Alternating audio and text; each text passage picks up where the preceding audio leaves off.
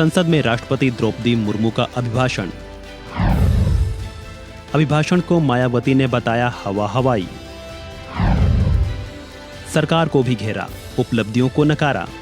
राष्ट्रपति द्रौपदी मुर्मू ने बीते गुरुवार को संसद के दोनों सदनों को संयुक्त रूप से संबोधित किया। राष्ट्रपति ने अपने अभिभाषण में कई मुद्दों पर अपनी बात रखी।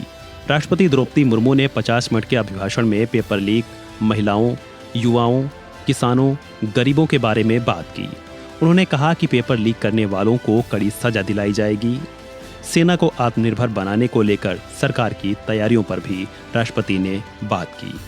राष्ट्रपति ने कहा कि रिफॉर्म, परफॉर्म और ट्रांसफॉर्म के संकल्प ने आज भारत को दुनिया की सबसे तेजी से बढ़ने वाली अर्थव्यवस्था बना दिया है। राष्ट्रपति के अभिभाषण को लेकर विपक्षी दलों ने प्रतिक्रिया देते हुए आपत्ति जताई, साथ ही सवाल भी किया है। अखिलेश यादव, असदुद्दीन ओवैसी, कांग्रेस नेताओं ने अभिभाषण को लेकर सवाल उठाए। इसी कड़ी में अब बसपा चीफ मायावती ने भी राष्ट्रपति के अभिभाषण पर अपनी प्रतिक्रिया दी है। मायावती ने कहा कि राष्ट्रपति ने अपने अभिभाषण में संसद के संयुक्त सत्र को संबोधित करते हुए जो केंद्र सरकार की पिछले 10 वर्षों की उपलब्धियां गिनाई हैं, वो जमीनी हकीकत में बहुत ही कम और हवा हवाई ज्यादा हैं। मायावती ने एक्स पर पोस्ट करते हुए लिखा, राष्ट्रपति जी ने अपने अभिभाषण में संसद के संयुक्त सत्र को संबोधित करते हुए जो केंद्र सरकार की पिछले 10 वर्षों की उपलब्धियां गिनाई हैं, तो वो जमीनी हकीकत में बहुत कम तथा हवा हवाई ज्यादा हैं।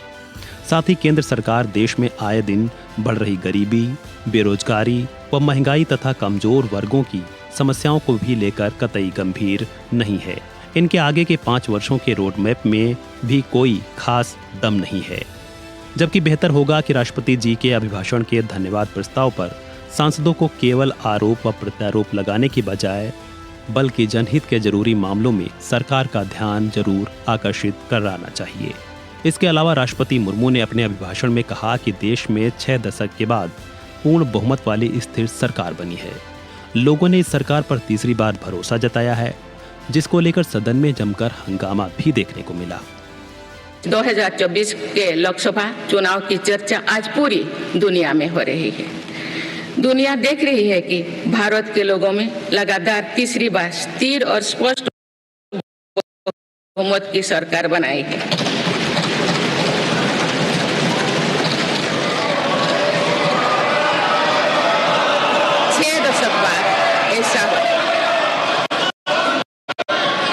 छह दशक बाद ऐसा हुआ है।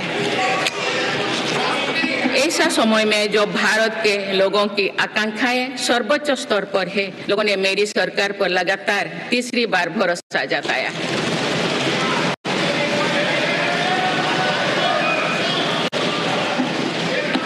भारत के लोगों को ये पूर्ण विश्वास है कि उनकी आकांक्षाएं सिर्फ मेरी सरकार ही पूरा कर सकती है।